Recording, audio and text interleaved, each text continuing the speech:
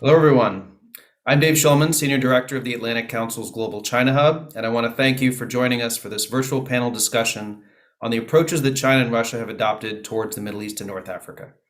This event marches the launch of a new report from our Middle East programs entitled Great Power Projection in the Middle East, the China-Russia Relationship as a Force Multiplier. We're delighted to be joined by the report's authors, Jonathan Fulton and Li-Chen Sim, for today's discussion. As the international community focuses on Russia's unprovoked invasion of Ukraine and China's unfolding response, it's important to recognize that both countries have been increasing their influence in other regions, including the Middle East and North Africa. While China's been working to present itself as a major economic player that facilitates regional stability in MENA through strategic partnerships, it, along with Russia, also seeks to legitimize its authoritarian model and challenge the rules-based international order. Jonathan and Li-Chen's report offer intriguing analysis of the precise nature of Chinese and Russian efforts in MENA and their complementary security and economic strengths that collectively undermine U.S. interests and build support for a less liberal global order, despite an apparent lack of proactive coordination in their approaches. All of these aspects of the relationship have major implications for the future of the region, which is why we're having today's timely discussion. So with that, I'd like to introduce the authors. First, we have Jonathan Fulton, a non-resident senior fellow at the Atlantic Council's Middle East programs and assistant professor of political science in the College of Humanities and Social Sciences at the Zayed University in Abu Dhabi, United Arab Emirates. An expert on Chinese policy toward the Middle East, Jonathan Fulton has written widely on the topic for both academic and popular publications.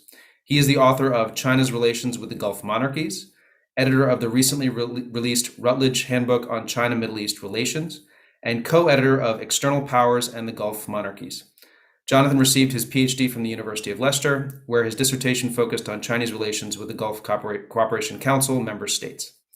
And next we have Li-Chen Sim, an assistant professor at Khalifa University in Abu Dhabi, United Arab Emirates, and a non-resident scholar in the Middle East Institute, at the Middle East Institute. She holds a PhD in politics from Oxford and is a specialist in the political economy of Gulf and Russian energy and its intersection with domestic politics as well as international relations. Her research interests include the politics of energy in the Gulf, Gulf-Asia exchanges, and Russia-Gulf interactions. So welcome to you both. To kick off today's discussion, I'd like to invite both of our authors to share some initial remarks about the findings of this report. But before we start, I'd like to remind our audience to submit their questions via the Q&A function on Zoom, and we will try to raise some of them later on in our discussion. So let's get started. Jonathan, over to you. Well, Dave, thanks for the introduction. Thanks for hosting the event. We're very excited to release this report. We've been thinking about it for a very long time. I'll talk a little bit about the process of how we got to this, and Li-Chen will talk about some of our key findings. So this is this is an outcome from a working group led by Ambassador Richard LeBaron that we've been a part of for over a year now. It involves folks from the Atlantic Council, the Institute for National Security Studies in Israel, and the Emirates Policy Center here in Abu Dhabi. And our working group is called the Chinese and Russian Power Projection in the Middle East team. And we've been meeting since early 2021. It's a group of scholars, think tankers, and analysts from across the region and beyond who are specialists on China and Russia and the Middle East. Our group is asked to consider three key questions. What are Chinese and Russian objectives in the Middle East, North Africa? What are their methods of influence? And how does this influence U.S. regional interests? And we've been getting together about once a month for the past year and a half, and having discussions, talking with folks about different aspects of this. Obviously, this has grown in importance. It's especially important given America's designation of each country, Russia and China, as a primary strategic competitors. And it's also grown in importance in recent years, just in what looks like shifting geopolitical alignments in the Middle East, where countries, especially that have had pretty dense partnerships with the US in recent years, have been looking to other partners. And I think the past month has really just made that a lot more clear to all of us. So Li-Chen and I, as I said, we've been thinking about this and working on it for quite a while. Our approach to writing this report was we wanted to develop a comparative analysis to measure each country's depth of engagement across four indicators. We're looking at what China and Russia are doing in political, economic, security, and public diplomacy terms. And basically, we asked ourselves 4 questions for this report. What tools do they use to achieve these objectives? How do they impact U.S. interests in the Middle East? And do they present a similar level of challenge to regional order and U.S. power across the Middle East? So hopefully, folks in the policy community will find it of interest. I think it's a very, very timely and interesting topic. I'll leave it to Li Chen to discuss some of our findings. Thank you, Jonathan, and thanks to Atlantic Council for hosting us. So let's talk a little bit about the findings. I'm going to just highlight 3 of the bigger, more significant findings here. And the first one would be that Jonathan and we actually found no evidence that China and Russia were proactively coordinating their activities in MENA, right? In other words, we didn't find any purposeful division of labor between the Chinese and Russians. It was not like they were sitting down and saying, you do this and I do this. We found that they don't actually compete against each other, either in a particular country in MENA or even in a particular sector in MENA to the detriment of each other. So we're trying to crack our brains to see if we could find a case that went against this finding. And I suppose the smallest, well, the only one I can offer, but it's not really a convincing case, is that of nuclear exports, right? Both China wants its nuclear companies to go out. Russia's Rosatom is already out here in the Middle East and elsewhere. And it's possible that they could compete in the future, but not anytime soon, which means maybe not in the next 10 years. So there's some possibility in Saudi Arabia, where China is assisting them with the uranium mining. Both Russia and China have signed MOUs, but so have many other different nuclear powers. But the program rollout in Saudi Arabia is really slow. There have been no tenders for reactors, etc. So we don't really. So I don't really see much happening in the way of competition. It's something that maybe on the horizon after about 10, 20 years we could see that, but not right now. The second finding from our research was that China and Russia, they both are keenly aware of their own strengths, and they actually play to these strengths, right? Whether that be in infrastructure or food or weapons. So just to give you a quick example, even if we look at, say, economic approaches, China is ace when it comes to infrastructure, financing, EPC, that kind of thing. Whereas Russia is largely absent from that sector. Whereas if you look at food, Russia is very much present as a wheat exporter, as a barley exporter, as fertilizer exporter. But China, again, is nowhere in the picture. So they each have their own strengths and they play to these strengths. Our third finding would probably be about how we find that bilateral and multilateral ties are actually quite well institutionalized in MENA. So you have things like the China-Africa Forum, China-Arab States Forum, China-GCC forums, and you have similar institutions on the Russian side.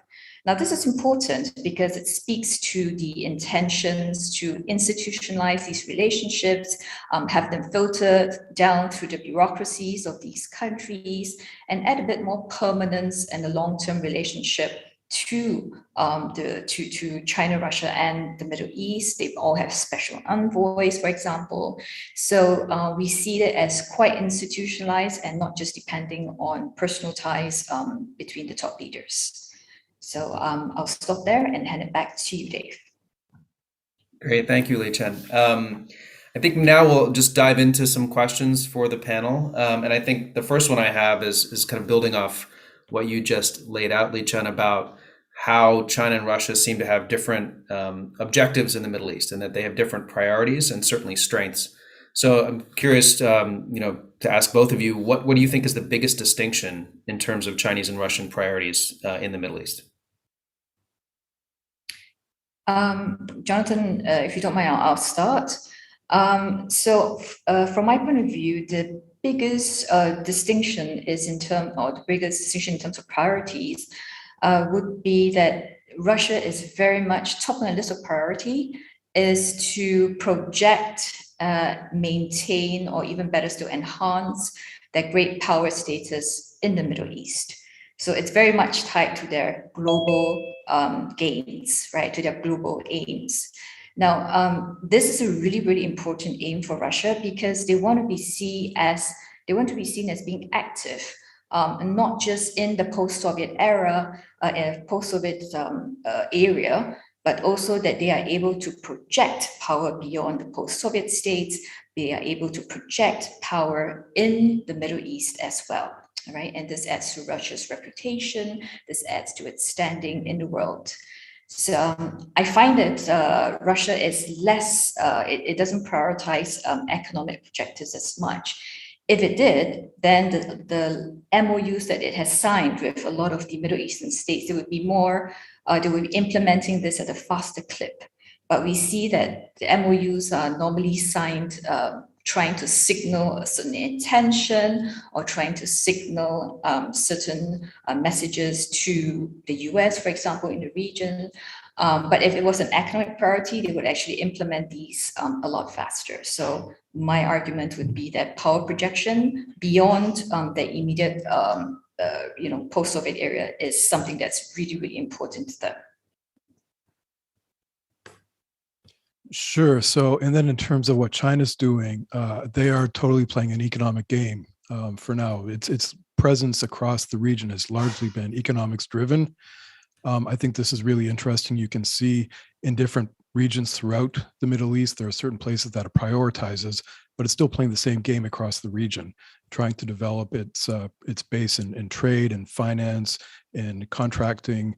And you find this really just across North Africa, across the East Mediterranean, across the Gulf, where China tends to be among the top 3 or 4 import partners for every country and among the top 10 export destinations for everyone.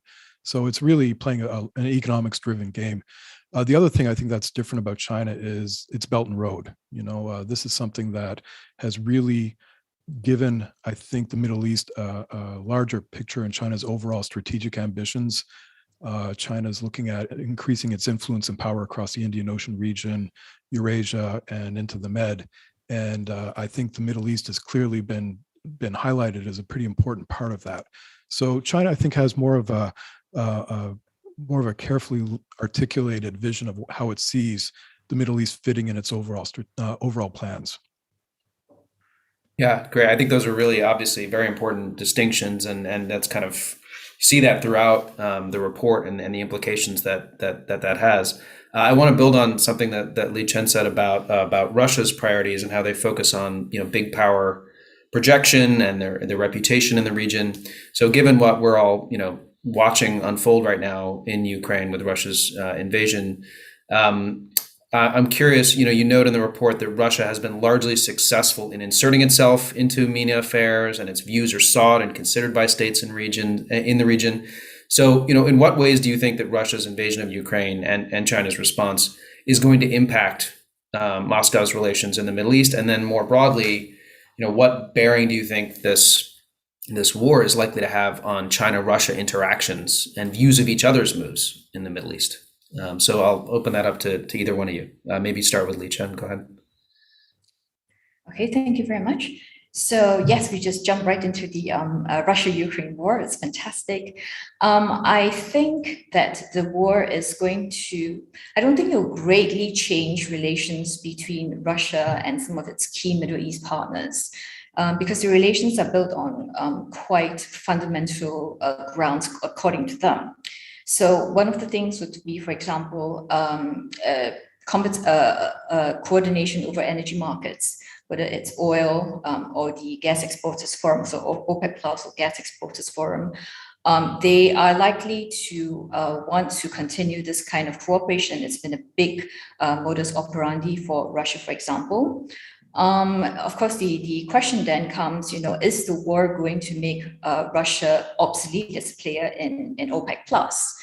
And the answer to this question would be, well, it really depends on what happens to Russian oil and gas, right? Whether it's going to be fully sanctioned. Rather than just at the moment self-sanctioned with buyers just avoiding oil, but it's still legal to buy Russian oil. So the future of OPEC Plus and Russia's key mode in which it interacts with some of these Gulf exporters, that would be something that's really interesting to watch. The other way in which I think that Russia's invasion of Ukraine will impact upon its relations to the Middle East is, I think it's going to add a bit more competition between Russia and the Middle East, especially over companies that can act as an alternative supplier for certain Russian produce to Europe. And for this, I have in mind things like aluminum companies here in the Middle East. You have them in Bahrain, for example, you have them in the UAE, steel companies in Turkey, you have Egyptian companies in fertilizers, etc. So these companies, these Middle East companies that are able to provide an alternative to Russian products that are currently going to Europe, I think this would be, it would add a bit more competition between Russian and Middle East companies. Because Europe is going to want to buy less of the Russian products. So there are opportunities for greater cooperation, but I think also we have to realize that there will be some forms of conflict. And as for the impact on Russia-China relations, I'll leave it to Jonathan to start maybe, and I can always jump in a little later. Thanks, Li Chen. That was great.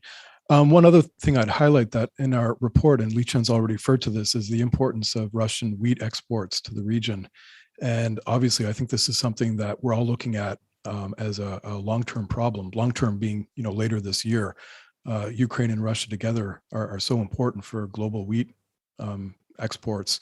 And you just imagine a scenario in the Middle East and at the end of a harvest that we don't see coming from Ukraine and a lot of food scarce countries with poor economies, and you can see the potential for some pretty disastrous political outcomes across the region. I just keep thinking about before the Arab Spring, every day I was reading stories in the newspaper about how food shortages in Egypt were leading to bread lines and bakeries, and we all know how that played out. So I wonder if in a few months' time, leaders around the region might be thinking differently about this.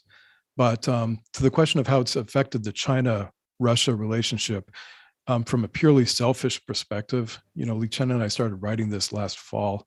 The guiding premise is that these countries aren't allies, they're not acting in tandem. China it's got a non-alliance partnership. It doesn't pursue alliances with anybody.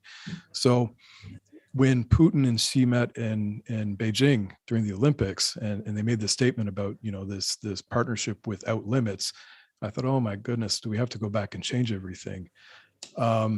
Which, it's just me as an academic being selfish, thinking, oh, I don't want to have to revise the report. But then with this invasion, I think that this has actually really highlighted some of the limits on this relationship, because there was so much analysis in the beginning saying this is going to be an opportunity for China to go into Taiwan, that you're going to see a lot of aggression out of Beijing while everybody's watching Ukraine. I think what Beijing has seen is the tremendous cost that Russia is enduring from the international community.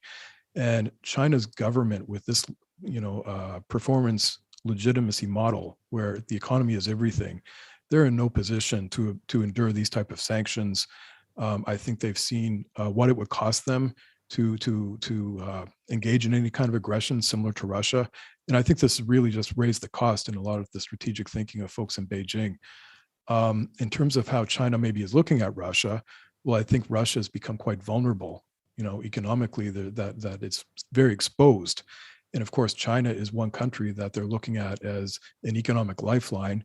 And I don't expect they can, I don't think they should anticipate any great favors from Beijing, that they're going to probably be looking for very good pricing on Russian gas and Russian corn, because they know that Russia's options are pretty limited. And I think this is just going to underscore that it really is, to me, more of a fair weather friendship than any kind of enduring, deeper geopolitical alignment. Great. Thank you to both of you. Those were really rich comments and covered a lot of the territory that I kind of wanted to get to in terms of the effect on food security, and of course diving in here, as you did, Jonathan, into the difference between an alliance and what you describe in the report as a force multiplier in the region. And so, I'd ask either one of you to kind of share a little bit more about what you mean when you talk about China and Russia being force multipliers in the Middle East. And then an additional kind of question is, to what extent do you think the Middle East might perhaps, and Jonathan, you kind of already addressed this, but to what extent the Middle East might be a bit of an outlier, given, as you note, that for both countries, the region isn't the top priority for either country? Yeah, do you want to take that one, Lee Chen? Sure, yeah, I can do that. So what does it mean when it says that they are force multiplier? Well, it just means that one amplifies the effect of the other, and also it amplifies the cost for the US of trying to deal with either of these separately. So maybe let me give an example. Say if the US is worried about Russian impact on the defense and security fields here in the Middle East. If the US is concerned that the Russians are selling S-400s and etc. to Turkey, possibly to Qatar, possibly to Saudi Arabia, the UAE has then several years ago turned around and said, hey, we'd like some Sukhoi jets, please. So US would probably think, okay, we can kind of deal with that, because we think that this is just messaging on the part of the UAE, since no Sukhoi jets have actually been exchanged or developed. But then the force multiplier effects comes in when the UAE then says, right, we'll also take a dozen Chinese fighter jets, right, which they've recently done. So again, this adds to the cost again of for the US of are we going to just leave space for these actors to do their stuff, right? Is there an additional cost on this? Should we say more that these two actors are amplifying each other? So it just makes it more difficult for the US to have to deal with it when they could have dealt with Russia separately or China separately. Now these two are coming in. It kind of looks like they're coming in together on the same issue, defense in this case. And so I could also give you other examples, but it's a very similar idea when you look at military exercises. Rather than just the Middle East having military exercises with China, now it's also having military exercises with Russia. So once again, it amplifies the effect for domestic audiences as well, that, hey, maybe the US is not as powerful and influential in this region if it's not just Russia, but China that is having military exercises here in this region. Jonathan, would you like to add something? Yeah, so I mean, the interesting thing about the scenarios or the examples you just gave is that it's not really enhancing their own power in the region, but diminishing America's, right? They're making America work a lot harder to achieve the same stuff that it used to be able to do pretty effortlessly.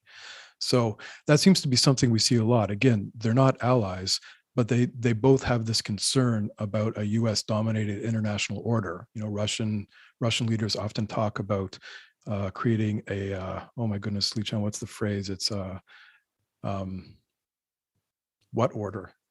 Not a unipolar. It's a not multipolar, but this, you get the idea. And China keeps saying a more democratic world order. Basically what they're saying is they don't want US to set the rules of the game. And in the Middle East, it just seems to be a theater for where they are not operating in concert, but they both have similar objectives. It's not to be a major player in the Middle East per se, because like you rightfully said, Dave, that this isn't a core objective for either country. China's engaged, China's focusing on East Asia or South Asia, Russia's focusing on Europe. The Middle East is a place where they're able to achieve some objectives. And one of them, I think, is to put the US on its back foot. Yeah, I think that's an important point, and I want to build on what you said about common views of the global order, right? So at the beginning of the report, you both state that one of the report's starting points is that neither China or Russia are revisionist powers out to upend the current international order.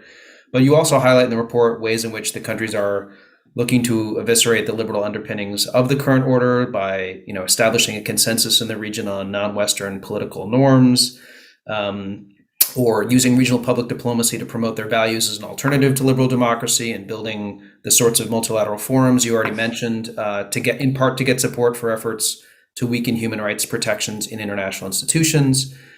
So can either of you say a little more about how you make the distinction between these actions and what you would view as representing a more fundamental effort to revise the current order? Maybe Li Chen, we'll start with you. Sure. Thank you for the question. A very, very good question. So it depends on what you define by the international order, right? What you just mentioned, Dave, would be what the Russians and the Chinese would call the liberal international order, right? Not just an international order, but a liberal international order. Whereas for the Russians and the Chinese, what they're more focused on is the post-1945, what they would like to see as the international order without the word liberal being inserted there, right? So it's not about democracy. I mean, it's not fully about democracy or human rights, but it's just about an international order that has, certain rules, certain obligations, and that kind of thing. So I think that's the distinction which they're trying to make. So they would like order, but not a liberal international order, right?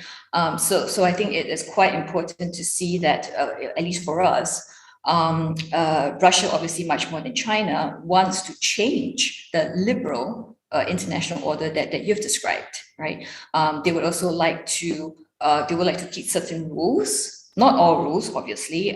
They want some spheres of influence, so that's going to go against some part of the international order. But I don't really see them wanting to tear up everything. They still like the United Nations to an extent because it helps protect the veto power, etc. So they would like certain aspects of that, but I think they just would like to get rid of certain of the more liberal characteristics that you've described. Yeah, I think with China, I mean, it's hard to think of another country that's benefited more, other than, of course, the US, from the existing order. If you look at how China's developed over the past 40 years, they found this order very much to their liking. Like Li Chen, I think the bigger issue is just the normative underpinnings of it, these liberal, characters that, of course, came from, the US and Europe. I think what you see is these countries working to just change some of those normative elements, and the Belton Road to me seems to be just that. And what's interesting to me is living here in the Middle East for quite a while. I think you'll find a very receptive audience, because the liberal characteristic, is not something a lot of countries in the global South are very comfortable with. We often fool ourselves in thinking that this is a universal set of assumptions. And I teach comparative politics to Emirati students this semester. When we talk about liberal democracy, they are very aware of it, but they don't see it as something that they find especially useful in and of itself. So I think when China and Russia talk about changing some of the normative underpinnings of this, especially in this region, you'll find countries and societies and more importantly, political leaders who say, you're speaking a language that's really attractive to me. Yeah, I think that's an incredibly important point. The relevance of what China's and Russia are, pushing in terms of their alternate version of a global order, and we saw that very clearly in the joint statement, and how that aligns nicely, especially in this region, with the views of the resident governments in power. So thanks for that. So Jonathan, I want to build on something you noted earlier. You noted the report discusses 4 specific pathways of Chinese and Russian influence in the Middle East, right? Political, economic, security, and public diplomacy. And you've touched on this a little bit, but I want, if you could expand a little bit on which of these you think is most concerning for U.S. interest in the Middle East, and why. Right. So, the thing that maybe I would say is most concerning would probably be surprising. I'd say that's the economic part of it, but not as a whole. I think the nature of a lot of the economic engagement in the region, specifically in tech and things like this. There was a statement last, August, from an official at the DoD saying, we know you're going to engage economically with China. We do as well.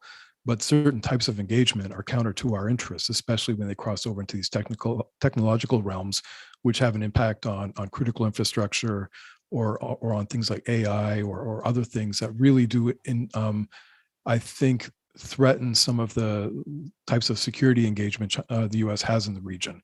Not only on the security realm, but it also does indicate, if China is setting the standards in a lot of these sectors right now, the impact is going to be felt for decades, right? If they're setting, things on internet or digital technology, or fintech or AI or digital currencies. I mean, that's not just a matter of economic engagement. That's actually setting standards that are going to be to Beijing's benefit. And I think that's something that Washington probably sees as more threatening than if China were to be building bases, really. Li Chen, anything to add on that? Yeah, I do actually. If you were to ask which is the most concerning for U.S. interests in the Middle East in terms of Russia's pathways of engagement, most people would probably say, oh, it's security, right? Russia sells a lot of weapons and arms to the Middle East, particularly to Algeria, for example, or to Syria. So that's, could certainly be a key challenge to U.S. interests in the Middle East. But I would actually propose something else for you to consider, and that would be in the long term to see public diplomacy by Russia in the long term as actually most concerning for sustained U.S. interest in the Middle East. Why? Because Russia's public diplomacy in terms of, say, their media sites, whether online or broadcast media, where you have Sputnik or RT in Arabic language to boot, right? They are actually quite effective in kind of like whittling down reservoirs of goodwill, about U.S. influence in the region. So I think that in the long run, this is actually should be quite concerning for U.S. interests if it's in the U.S. interest to stay here in a long time, because public opinion here, turns quite easily on these kinds of online sites. They love conspiracy theories. They're not big readers, so they really like to go through to this kinds of mediums to get information. And I think Russia is actually particularly effective when it comes to what they call black PR and all kinds of ways to undermine support for the US in this region. So that would be my answer. Yeah, I think that's a really important point. And the report lays out, as you just did, the impact of Russian public diplomacy and black PR, and notes the at least traditional differences between the way that Russia uses global social media and uses propaganda and uses disinformation from the way China traditionally has done, which is more about a positive message about China and less the kind of black PR that you're talking about. But we have seen in the last 2 years, China sliding more in that direction in terms of using disinformation, specifically anti-US, anti-democracy messaging, right? So I'm curious, specifically in this region, in the Middle East and North Africa, do you see more in terms of commonality around Chinese and Russian messaging? Do you see them kind of building off each other's messaging around topics? Do you see them sharing platforms? So Li Chen, I'd ask you to maybe start with that. Sure. Unfortunately, I don't speak Arabic, so I couldn't, be a personal witness or bear personal testimony to it. But from friends who do speak Arabic and from researchers in this region, there really isn't a great deal of coordination. It's not like, hey, look, I've done this segment on RT, China TV. Would you like that? And would you like to build off it? So I and some of the researchers have done this, don't actually see this kind of coordination. But yes, their messaging has been, quite consistent. I think that's probably what you're getting at. It's not exactly that they share documentaries and stuff, but the messaging tends to be quite consistent. And I think if we look outside of the Middle East to the example right now in Ukraine, you see that they echo similar messages, right? But not necessarily, coordinating and say, look, this is how we're going to promote a certain line. It's just that they seem to have common interests that would benefit from a similar messaging. Great. Jonathan, anything to add on that? Well, just a shameless plug. I have a podcast with Atlantic Council, the China Media podcast. And last night we recorded an episode with a prof here in the UAE named Xiaojin Chai. And we talked about China's efforts at projecting its soft power into the region. And the way you characterize it, I think is pretty spot on. I mean, it's more about really about kind of propaganda, about increasing positive views of China and highlighting things that they want people to see about it. You did see, especially from more of a defensive posture, when the Trump administration during the COVID pandemic was swinging at China. China started putting a lot of Arabic language messaging out on YouTube and on social media, on Instagram, where they'd have fluent Arabic speaking Chinese nationals giving very kind of ham-fisted cartoon images of the Statue of Liberty getting sick with COVID and blaming it on Donald Trump and saying, why do they blame us? It's not our fault that you don't know how to manage this pandemic. It was really, but it really did seem like a very, not what we're talking about with the black ops where they're trying to manipulate people. This was just a very ham-fisted, like, don't blame us. So you don't really see the same type of engagement that you see with Russia in that realm. Yeah, very interesting. So before we go to audience questions, I just want to ask, I think, one more question of my own, which is, you note in the report that it doesn't focus much on how Middle East and North African officials and publics perceive and respond to the notion of their region as a theater of great power competition now, right? But you do quote an Emirati advisor commenting, "We're all worried very much about a looming Cold War. This is bad news. Choosing is problematic in the international system. It's not going to be an easy ride." And then you also note that at the same time, having more options for these countries or for, countries around the world can be helpful, right? That they can benefit from this and find opportunities. So, I'm curious, on balance, how do you think people are viewing this in the region in terms of the pluses and negatives? And how do you think this will potentially play out over the months and years to come? Lee Chen, maybe we'll start with you. Sure. Thank you for the question. Well, I guess it depends who you ask, right? I mean, the Middle East and North Africa is a huge number of countries. So since you mentioned North Africa, I'll just jump to one example. Say Egypt, for example. If you're going to ask Egypt, how is this going to play out? They're kind of sitting on the fence at the moment.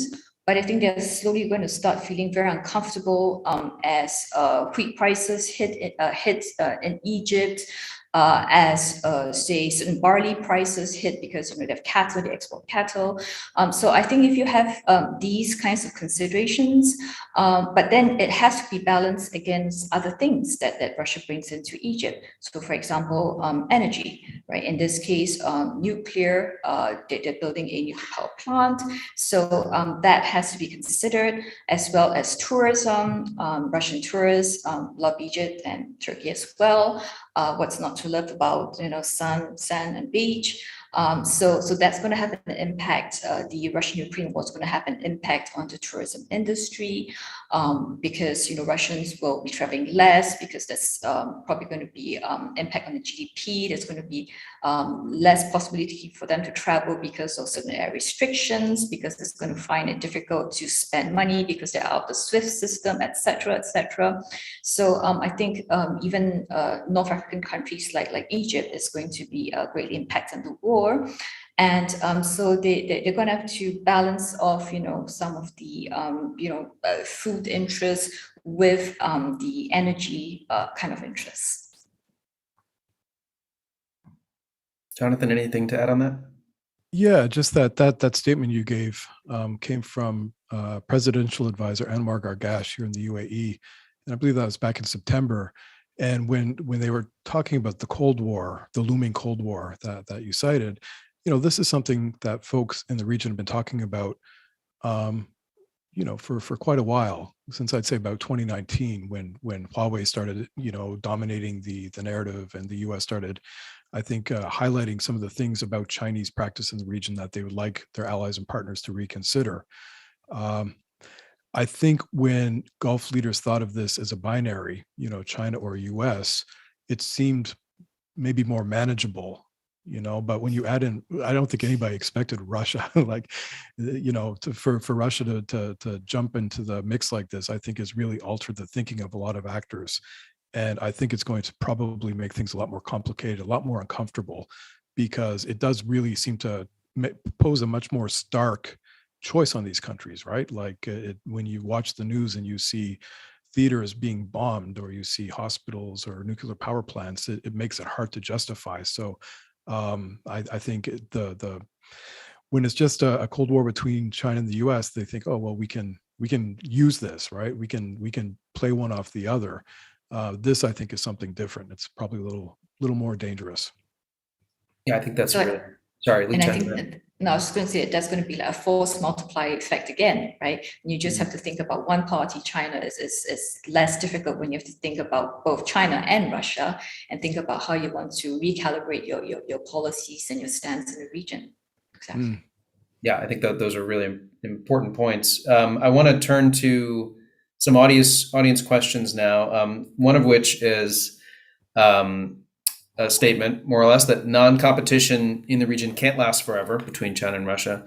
When and in which sectors could the authors see China-Russia competition eventually emerging? And I would add to that, you note in the report that China has focused on economic engagement, as you said, Jonathan, more than security. But you also say that given the depths of Chinese interests and expatriate citizens in MENA, it's unlikely that will continue.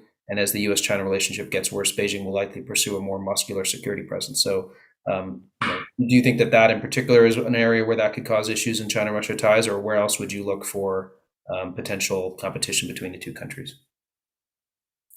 Lee Chen, start with you. Okay. Well, as I mentioned in my opening remarks, I think in the, let's say, 20 years from now, maybe nuclear exports, that would be that could be a key area of competition, just because more and more Middle Eastern states are looking to nuclear energy for their baseline needs. Both Russia and China especially Russia is a huge player in reactors and in fuels, etc. China is a big actor in mining, so mining for uranium. China has been helping Saudi Arabia. Jordan is also doing some mining. They are both looking at small modular reactors, which are cheaper, not as expensive as the traditional ones that we know of. So I think that could be an area of potential competition. But then, of course, you have to balance that against, can Russia keep financing nuclear reactor exports, right? It's building the nuclear reactors. If it's going to be terribly sanctioned, if its banks are kept out of the system, if they're frozen out, then how are they going to keep financing some of these projects? Are we going to see China jumping in and say, hey, I'll help you, I'll finance some of these projects? It could, it's a possibility, which we haven't seen yet. But of course, China has its own state nuclear-owned companies that it will want to help out as well. So that is one potential area, but we'll have to see about that. Another potential area I could think of is perhaps maybe in terms of arms exports. Although again, this is, I will put a big question mark on that, because as we all know, Russia is huge in exporting like conventional weapons, tanks, small arms, that kind of thing, helicopters, defense systems, all these big items. China does export some arms to the Middle East, but it's not a huge, it's not a significant player at all. But it's quite a niche player, right, in terms of drones. And we've all seen the reports whereby apparently Russia asked China for drones in the war with Ukraine. So I don't see them competing in terms of selling drones. The Chinese is quite a niche market for them. Turkey has been a very big player in supplying and making its own Bayraktar drones. So that could be an area, but I don't really see big competition between China and Russia in terms of arms export. They each have their own pockets of specialities.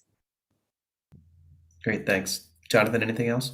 Yeah, just that I don't think they have the point we make over and over in this report is they're playing different games here, and I keep thinking of China playing kind of a more long-term game than Russia is, and I remember a friend of mine from the Ministry of Foreign Affairs in Ottawa, when King Salman visited Russia a couple of years ago, he contacted me and said, "Oh my God, they just signed $3 billion worth of deals. What does this mean?"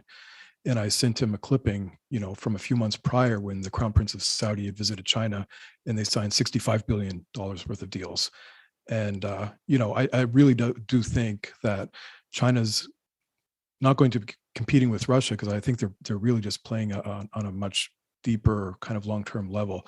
But I'll be the first to admit I totally willing to be wrong on this, because I started university in 1993, watching the Russian studies program of my poli-sci department being hollowed out, and everybody saying, well, we don't have to worry about those guys anymore. Obviously that's changed. So it could be that I've been underestimating it. And that's why I'm glad to have Li Chen to collaborate with, because she can always, bring a really smart take on the stuff I'm missing. Great. I want to build on that with another audience question, which is relevant to what you just said, Jonathan, about China-Saudi relations and visits. We've heard news this week that Xi Jinping is apparently considering making his first international visit since the pandemic, to Riyadh, since the pandemic to Riyadh. So, we're also seeing reports that Saudi Arabia is actively discussing pricing oil sales to China in yuan, which could affect potentially the dominance of the U.S. dollar in the global oil market. So the question is, what do you make specifically of the impact there and the implications for the petrodollar, and also just more broadly, where do you see China-Saudi relations going? Maybe Jonathan, we'll start with you. Yeah, on this one, I really think this is somebody with a political agenda, because I don't see Xi Jinping traveling to Saudi. Like you said, he hasn't traveled anywhere in a very long time. We know that 20th Congress is coming up soon. We know that COVID is just ravaging parts of China right now, and I just don't see it making much sense. The same with the trade of oil and yuan. We see these stories out of Saudi pretty regularly. A few years ago when the U.S. was allowing people to press charges against Saudi for 9/11. The Saudi government said we're going to sell off all of our U.S. bonds, and that didn't happen. I think it's something we hear pretty regularly. It often seems to come up when the Saudi-U.S. relationship is at a particularly difficult point. I think one of the things we have to consider is that in Saudi, there's tremendous wealth invested in the U.S., and to undermine the dollar is going to affect Saudi as much as anybody, and I just don't see that happening. And I don't see really why it would be in China's advantage to overturn things like this, because again, China does tremendous trade with the US. They have a lot of investments, a lot of FDI in the US. So it really would be, to me, the case of either you're all in and you think you can change the world all at once and make a killing, or you're going to shoot yourself in the foot. And I just don't think that that's really what I just don't see how it's in Beijing's interest or in Saudi's interest, to be honest. Yeah, I was very skeptical of some of those reports. Li Chen, anything to add on that? Yeah, I'd probably say that in the case of the trading, buying and selling the oil in yuan, this is not just something that's just come out of the blue. It's been something that's been discussed for maybe about 4 or 5 years already. So to just revive it now, I think it's more of messaging. Right. And as Jonathan said, you are not going to want to shoot yourself to devalue the US dollar. Both China and Saudis have a lot of invested in the US. And also, of course, the US, for Saudi Arabia, their currency is pegged, right, to the US dollar. So they're not going to want to try to have to change the peg and make things more expensive in Saudi. Great. So from Saudi to Iran, we have an audience question. Can the authors comment on Iran's cooperation with China as part of its strategy of looking to the East? And I would add to that, how do you view Chinese and Russian approaches to Iran and where the differences are between them? So Li Chen, maybe we'll start with you. I'll probably let Jonathan handle that, because Jonathan's written a lot about China and Iran. So Jonathan? Sure. I mean, Iran has been looking to the East, but, I think the East looks elsewhere. It's a very asymmetrical relationship, the China-Iran one. And I think a lot of folks, especially in Washington, will see these stories of the 25-year cooperation agreement, $400 billion, and, Chinese bases on Iranian islands. Most of these leaks of the deal came from the Iranian side. I think they were also trying to achieve a political objective. And then you saw the Chinese Ministry of Foreign Affairs spokesman immediately say, there's nothing qualitative in this. We're not, or quantitative rather. This is a framework to cooperate. There's nothing specific. When you saw the numbers, $400 billion, that would fundamentally change everything China's been doing over the past 6 years, as a lot of its overseas investment have really been curtailed because a lot of the early year BRI investments just weren't financially very feasible. So starting in 2016, I think that was the high point of overseas investment. You've seen that really dropping a lot. If China were to invest $400 billion into Iran over the next 25 years, well, I think it's invested slightly over 20. No, that's trade, that's investment and contracting. I think they've invested less than $10 billion since 2005. So for them to up that to 400 billion in the next 25 years would be pretty substantial. So I think really Iran would love it if China were willing to step in and protect it and economically and politically. But, as we've seen time and again, China's more important long-term partnership or I shouldn't say partnership, but economic actor has always been the US. And that sets a ceiling on the China-Iran relationship. The threat of sanctions has meant that most Chinese state-owned and private companies aren't willing to take that risk and engage in Iran. And then you take in the fact that, as I believe we've mentioned earlier, China has deep economic ties with most countries on the GCC side of the Gulf. They don't want to undermine those relationships to make a slow, tiny buck with Iran. They're going to give up, I believe in 2020, collectively, the GCC represented about $190 billion worth of trade with China, and Iran represented about 12. So, is China going to give up all of that to do greater business with an isolated, troublemaking, revisionist government with absolutely no friends that connects to nothing? Or are they going to continue to work with the Saudis and the Emiratis, which link to the rest of the Middle East and South Asia and East Africa and the Med?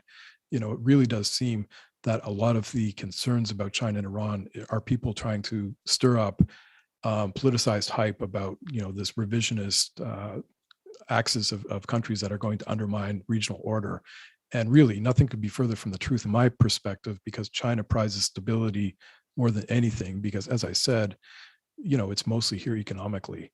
So I think that really does put a pretty significant ceiling on what it's willing to do with Iran.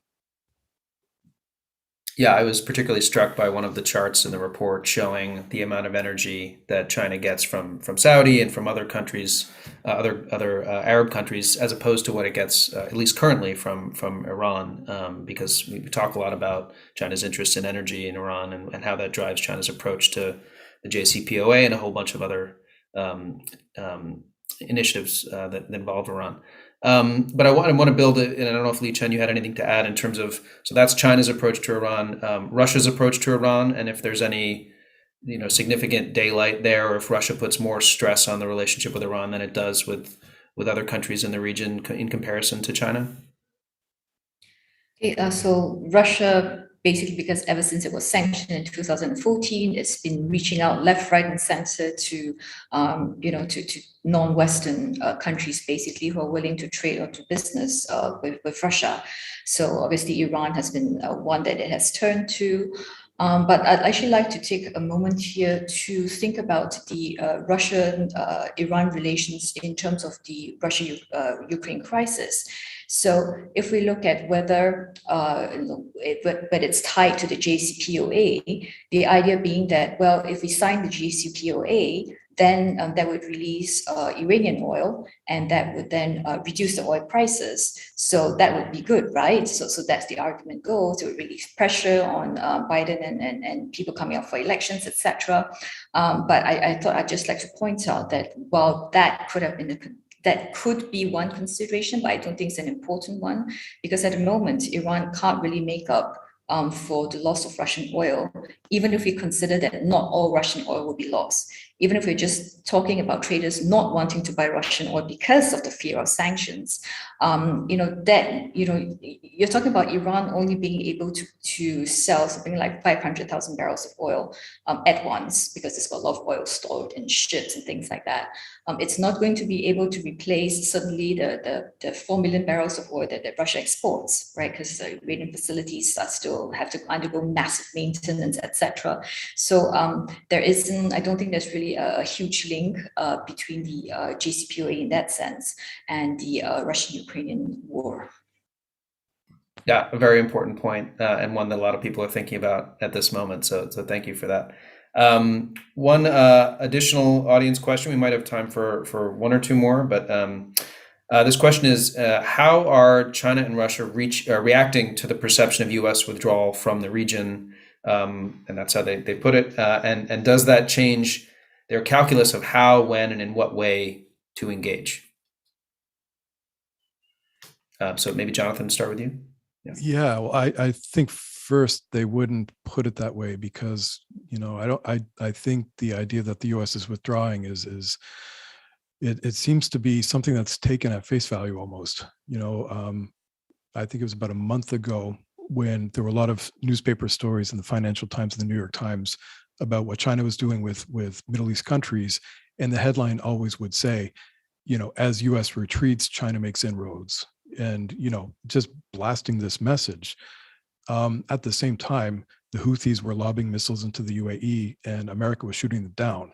So, it's not like a sitcom, like, somebody leaves the apartment and somebody else comes in. There's, still a lot of US troops. There's still a lot of US hardware. There's still a lot of US political capital. I think what's happening is that the US view of its long-term interests in the Middle East has shifted. And I don't think it makes sense for it to remain this hegemonic power. It's got priorities in other places. They've designated the Indo-Pacific as a priority theater. And the Middle East is important, truly, for US interests. But it's not so important that they have to have the kind of presence that they've had in the late Cold War or the early post-Cold War era. It just doesn't have to have the same kind of presence. So I think what we're seeing is a more open playing field. It's certainly becoming a much more multipolar region. You see a lot of countries, the UK, France, Turkey, with bases here in the Gulf alone. You see, 5 or 6 countries in Djibouti with bases. I think America probably looks at that as a good development. If you're worried about maritime shipping and keeping oil making out to global markets, and you're worried about sea lines of communication, having more countries willing to participate is a good thing. I don't think Russia and China are beginning with the premise that the US is leaving, but I do think that in China, at least, they're looking at it as America's approach to China has changed, since especially the Trump administration. And I think that their view of their role in the region has changed with it. For probably 15 plus years, I think China looked at the region as a place that they could enter at a very low cost, because US security commitments meant that they could come in here without playing any kind of role. And the US would deride it as a free rider, but there was really no reason for China to play that kind of role. With the trade war, I think China saw it differently and thought, look, we do have legitimate interests. If we have nearly 300,000 citizens in Dubai alone, we can't leave them at under the umbrella of the US. We have to be able to make provisions to secure our interests in the region. So I don't think it's a matter of China reacting to the perception of US withdrawal so much as reacting to the very real sense that the US and China have diverged on a lot of their views on the region, and China's probably willing to play a more, robust role to secure its interests rather than, relying on the kindship of Washington. Thank you. That's great commentary, Jonathan. Li Chen, maybe we're actually just about out of time. Maybe I'll give you the last word on to add anything to that or anything else you wanted to close with. Sure, yeah. Just to add on the question that was last posed, I would say that for Russia, they're not cheering either any possibility of American withdrawal. They're waving flags and pom poms for the whole idea. In fact, I think that it's quite worrisome for them, because then they are going to have to shoulder the burden of sorting out the many Middle East conflicts here. Whether you're talking about the Arab-Israeli conflict, whether you're talking about the one in Libya, whether you're talking about the one in Syria, they're going to have to step up and do that, which they neither have the interest or the money or the energy. Obviously, right now they're much more focused on Europe, but still, even if it wasn't for Europe, they won't have that energy or that interest. I don't. And of course, in their recent, or not recent, but in their collective security agreement, which they proposed for the region, the US was actually one of the parties that would be part of the talks. So no, I don't think they are cheering anytime soon about any potential US withdrawal. Great. Well, I think that's a good place to end. Thank you so much to our panelists, Jonathan and Li Chen, for I think a very rich discussion about this important topic. Thank you to our audience and for participating actively and for some great questions. The Atlantic Council will be continuing to do a lot of work in this domain: China, Russia, China, Middle East, and we look forward to engaging you in the future in events. And please also tune in to Jonathan's podcast, which is really fantastic. So thanks very much, and we'll see you again soon. Have a good day.